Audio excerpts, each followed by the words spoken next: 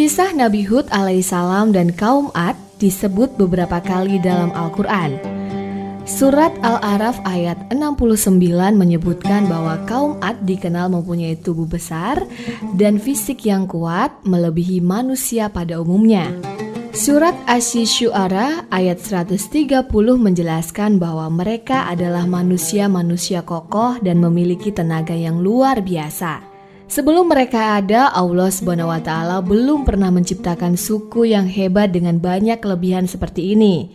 Walaupun hidup di wilayah berpasir, tetapi kaum Ad mampu mengolah tanah negeri mereka menjadi sebuah negeri yang subur dan makmur. Bermacam-macam pohon tumbuh dan berbuah ranum. Kebun-kebun jagung serta ladang-ladang gandum terhampar luas. Negeri kaum Ad disebut sebagai negeri Al-Ahqaf atau negeri bukit-bukit pasir, yaitu meliputi daerah padang pasir Rubuh Kholi, Aman, sampai ke Hadramaut di Yaman. Allah SWT telah memberikan berbagai kenikmatan pada kaum Ad. Mereka menjadi suku terbesar di antara suku-suku lainnya. Namun mereka enggan bersyukur, bahkan melupakan Allah SWT. Kemudian Allah mengutus Nabi Hud alaihissalam untuk berdakwah kepada kaum Ad agar mau kembali kepada ajaran tauhid atau menyembah Allah. Nabi Hud adalah keturunan dari Nabi Nuh alaihissalam. Garis keturunannya sebagai berikut: Nuh, Sam, Iram, Aus, Ad, Khalut atau Hulut, Roboh atau Raya, Abdullah, selanjutnya Nabi Hud alaihissalam. Ia berasal dari keluarga yang dihormati. Kedudukannya yang istimewa ini dimanfaatkan oleh Nabi Hud untuk menyeru agar kaum Ad meninggalkan berhala dan hanya menyembah Allah SWT. Tahun 2400 sebelum Masehi, Nabi Hud diutus oleh Allah SWT sebagai nabi. Dikisahkan pada saat itu kaum Ad telah membuat patung berhala. Namanya Syada, Syamud, dan Haba. Patung-patung ini mereka sembah karena mereka percaya bahwa patung-patung itu dapat menolong dan mendatangkan rezeki. Kaum Ad merupakan umat manusia yang pertama kali menyembah berhala setelah peristiwa banjir besar pada masa Nabi Nuh alaihissalam. Hal ini terjadi karena mereka terlena dengan kesenangan-kesenangan hidup yang melalaikan. Mereka suka menindas orang yang lebih lemah, bersenda gurau secara berlebihan, dan gemar bermaksiat. Kaum Ad sehari-hari tinggal di tenda-tenda. Dalam surat Al-Fajr ayat 7, mereka disebut sebagai bangsa Iram yang terkenal dengan tiang-tiang tendanya. Namun mereka juga gemar membangun istana dan benteng dari tanah yang tinggi. Sesekali mereka tinggal di istana dan benteng-benteng yang mereka bangun ini. Surat Asy-Syu'ara ayat 129 menjelaskan bahwa kaum Ad memiliki peradaban yang maju, membangun ribuan istana nan megah dan mewah, berlapis batu-batu mulia, serta dikelilingi pagar-pagar yang menjulang tinggi.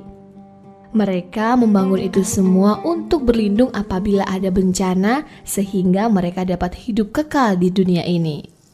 Pada saat Nabi Hud alaihissalam mengajak untuk kembali kepada ajaran Allah SWT, kaum Ad terutama para tokoh masyarakatnya menolak dakwah Nabi Hud dan menganggap Nabi Hud telah menjadi gila, bodoh, dan berbohong, serta telah sesat karena tidak menuruti ajaran pada pendahulunya, yaitu kaum Ad.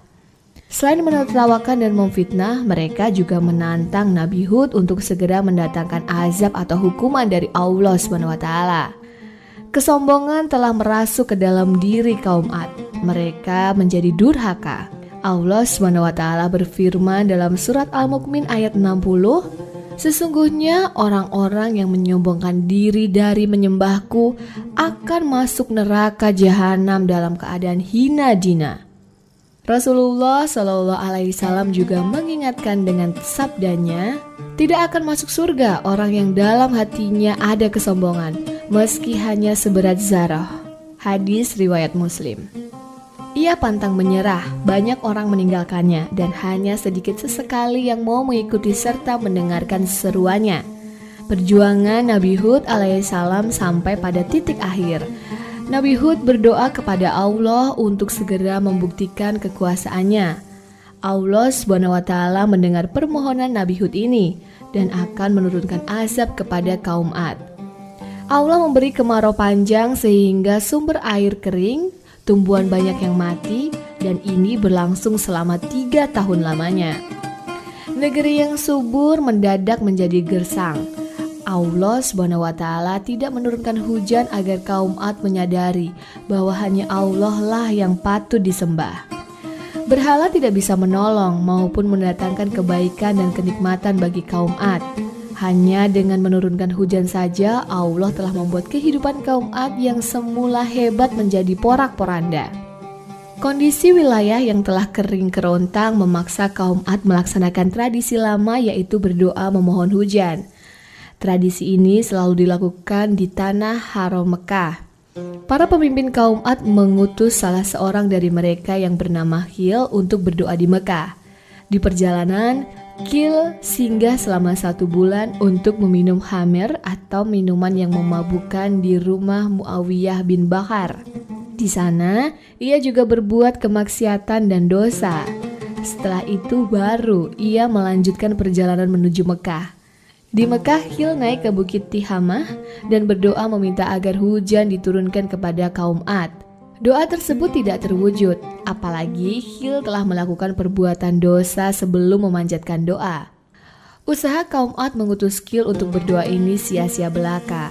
Kemarau panjang masih terus berlanjut, bahkan makin parah. Kaum Ad belum juga bertobat dan mendengar ajakan Nabi Hud. Kaum Ad lebih senang berdoa kepada berhala-berhala. Upacara persembahan besar-besaran kepada Dewa Syamud dan Dewa Al-Hatar diadakan dengan harapan para berhala dapat mendatangkan hujan. Tidak lama, dari kejauhan terlihat rombongan awan mendung yang beriringan datang ke arah kaum Ad. Mereka bersorak-sorai menyambutnya.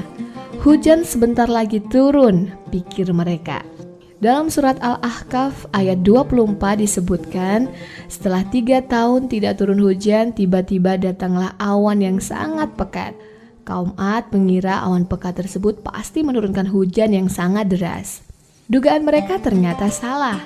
Awan itu ternyata berisi angin dingin yang mengazab mereka. Semua tunggang langgang berlarian menyelamatkan diri.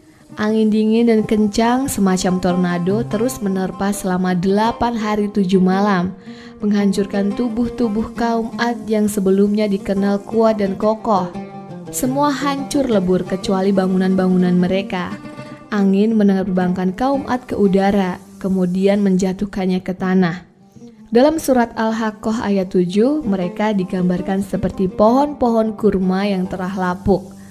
Dalam Al-Quran surat Az-Zariyat ayat 41, sifat angin yang dikirim oleh Allah kepada kaum Ad adalah Akim atau yang membinasakan. Sementara itu Allah SWT menyelamatkan Nabi Hud alaihissalam beserta para pengikutnya yang sedikit menyaksikan bencana yang sedang terjadi karena mereka berdoa memohon ampun kepada Allah. Ibnu Katsir meriwayatkan bahwa mereka berdiam di tempat yang kecil. Mereka tidak merasakan dinginnya angin, justru Allah memberikan kenyamanan di tempat tersebut. Begitulah Allah SWT menyelamatkan orang-orang yang beriman dari azab yang mematikan. Setelah angin mereda, Nabi Hud alaihissalam beserta orang-orang yang beriman keluar melihat kondisi negeri kaum Ad yang telah hancur karena azab yang mereka minta sendiri. Selanjutnya, Nabi Hud beserta pengikutnya meninggalkan puing-puing negeri Al-Ahqaf, hijrah menuju ke negeri Hadramaut. Mereka membangun kehidupan yang bahagia dan tidak lupa senantiasa bersyukur kepada Allah SWT. Satu hal yang harus diingat dari sosok Nabi Hud, beliau dikenal sebagai orang yang gemar menyampaikan nikmat Allah kepada orang lain.